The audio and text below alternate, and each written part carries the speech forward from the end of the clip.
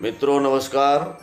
भारत की दो नामी मसाला कंपनी जो विदेशों में तकरीबन 65 से 70 देशों में अपने मसालों का व्यवसाय कर रही हैं, उनका प्रतिदिन उनकी कंपनियों से प्रतिदिन तकरीबन 40 से 50 टन मसाला प्रतिदिन तैयार होता है। इन दो नामी कंपनियों के नाम हैं एमडीएच मसाला और एवरेस्ट मसाला। इन दोनों कंपनियों के उत्पादों पर पिछले दिनों यानी 2 दिन पहले सिंगापुर और हांगकांग में उनकी बिक्री पर प्रतिबंध लगा दिया गया है। प्रतिबंध क्यों लगाया गया है ये जानना बहुत आवश्यक है। प्रतिबंध इसलिए लगाया गया है कि उनके मसालों में अमानक तत्वों का मिश्रण पाया गया है, यानी ऐसी पेस्टिसाइड पदार्थों का मिश्रण पाया गया है जो कैंसर के लिए उत्तरदायी है। अब सवाल ये है उठता है कि हमारी कंपनियां, उन कंपनियों को हम दर्जनों बार पुरस्कृत कर चुके हैं। एमडीएच को 8 बार श्रेष्ठ मसाला अवार्ड पुरस्कार मिल चुका है, 2 बार उपभोक्ता प्रतिक्रिया पुरस्कार मिल चुका है और 2019 में भारत सरकार के द्वारा उन्हें पद्म भूषण पुरस्कार भी दिया गया है। ऐसी कंपनी को विदेशों में प्रतिबंध किया गया है, तो क्या भारत सरकार ने कभी भी इस बारे में जांच कराई कि ये जो उत्पाद पैदा कर रहे हैं, जो उत्पादन कर रहे हैं, जो मसाला बेच रहे हैं हमारे देश में, वो मानक हैं या नहीं? उनमें कोई ऐसा अपमिश्रण तो नहीं है जो देश के स्वास्थ्य के साथ खिलवाड़ कर रहे हों? जब विदेशों में इन दोनों कंपनियों को लेकर के हल्ला मचा और इनके उत्पादों पर जब प्रतिबंध लगाया गया, तो भारत सरकार के जिम्मेदार अफसरान के कान खड़े हुए और उन्होंने तत्काल एक आदेश निकाला है और अपने फूड आयुक्तों को लगा दिया गया है कि तत्काल इनके सैंपल लिए जाएं, इनकी जांच करी जाए।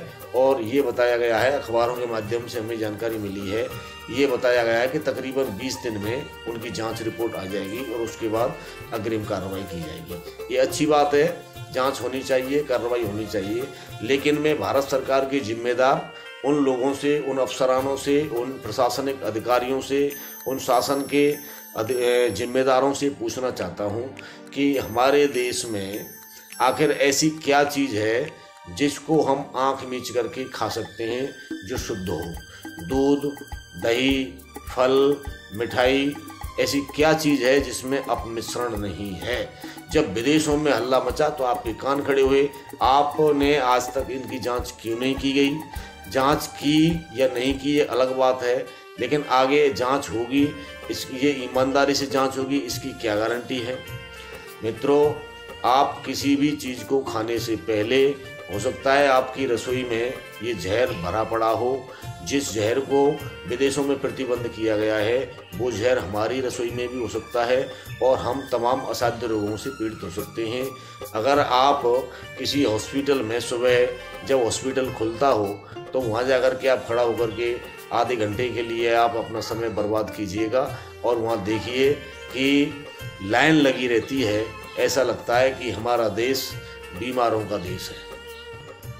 मित्रों, आज आपको बहुत जागरूक होने की आवश्यकता है, क्योंकि हमारे यहाँ धन लोलुपों की ज़्यादा भीड़ है। पैसा कमाने के लिए लोगों के स्वास्थ्य के साथ और जीवन के साथ खिलवाड़ करने में वो कतई संकोच नहीं कर रहे हैं। इसीलिए मेरा आपसे निवेदन है कि आप कोई भी चीज़ खाने से पहले, घर ले जाने से पहले आप उसकी तहकीकात करें, अन्यथा घर में जो है, जैसा है, उससे ही अपना गुजारा करने की कोशिश करें। मित्रों, आपको हम बता देते हैं कि एमडीएच मसाले के जो फाउंडर हैं, जो मालिक हैं, धर्मपाल गुलाटी, इनका जन्म सियालकोट में हुआ था और भारत के विभाजन से पूर्व ये सियालकोट से अमृतसर आ गए थे और अमृतसर में आकर के ये कुछ दिन रहे, लेकिन यहाँ उनका जी नहीं भरा, उनका मन नहीं लगा और वहाँ से करोल बाग दिल्ली में आ गए।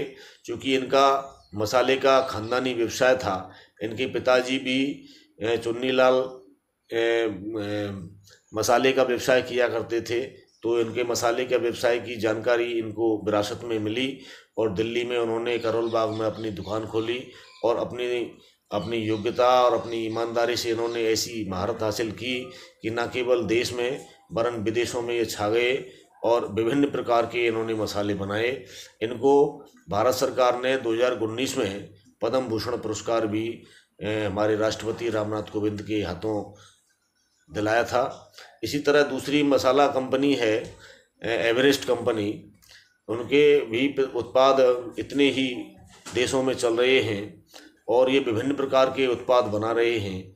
इनके मालिक हैं बादीलाल साहब। इनके ये मुंबई के रहने वाले हैं और मुंबई में तकरीबन 4-5 इनकी कंपनियां हैं जो तकरीबन 50 टन प्रतिदिन मसाला उत्पाद करती हैं और विदेशों में भेजती हैं। इसलिए मेरा आपसे करबद्ध निवेदन है, साथ ही भारत सरकार से मेरा निवेदन है, भारत सरकार के उन जिम्मेदार अफसरानों से मेरा निवेदन है कि भारत में, हमारे देश में जो दूध, दही, मक्खन, पनीर, फल, सब्जी आदि जो बिक्री हो रही है उसकी गहराई से अध्ययन करें और इस बात का तहकीकात करें कि इनमें कोई अपमिश्रण तो नहीं है। अपमिश्रण अगर है तो तत्काल इनके खिलाफ कार्रवाई की जाए, क्योंकि हमारा देश बीमारों का देश होता चला जा रहा है। इन अपमिश्रणों के उपभोग करने से ऐसी तमाम असाध्य रोग पनप रहे हैं जिनका कोई इलाज नहीं है। कैंसर जैसी बीमारियों को ये लोग परोस रहे हैं। हमने टीवी के माध्यम से, समाचार के माध्यम से, समाचार पत्रों के माध्यम से ये सुना है कि नकली चावल भी बन रहे हैं, नकली अंडे भी बन रहे हैं, फल भी केमिकलों से पकाए जा रहे हैं, मिठाइयाँ भी नकली बन रही हैं, दूध ऐसा बन रहा है जिसमें दूध 1% नहीं है, घी भी नकली बन रहा है। तो फिर अब इनकी जांच कौन करेगा? क्या ऐसे अपमिश्रण लोग खाते ही रहेंगे? अपमिश्रण लोग खाते रहेंगे तो इनका क्या हाल होगा? ये किन तमाम तरह की असाध्य बीमारियों के ग्रसित हो जाएंगे। तो मेरा तो आपसे यही निवेदन है कि आप अपने घर में कोई भी उत्पाद लाने से पहले, कोई भी सामग्री लाने से पहले ढंग से इस बात का तहकीकात कर लें कि हम जो सामग्री खरीद रहे हैं वो मानक है या नहीं, क्योंकि इस बात की कोई गारंटी नहीं है कि जो रैपर लगा हुआ है वो रैपर झूठा है। इन कंपनियों ने पूरी तरह से व्यवसाय पर उतर आई हैं। व्यवसाय पर इसलिए उतर आई हैं क्योंकि उनको राजनीतिक संरक्षण है। अगर राजनीतिक संरक्षण नहीं होता तो विदेशों से पहले हमारे देश में इन कंपनियों पर बैन लगना चाहिए था। इसलिए आप सचेत रहें, सावधान रहें, क्योंकि आपको इन कंपनियों के द्वारा अखाद्य पदार्थों को खिलाया जा रहा है और इन अखाद्य पदार्थों को खाने से आम तमाम तरह की असाध्य रोगों से पीड़ित हो सकते हैं। आपको ये मेरा वीडियो कैसा लगा?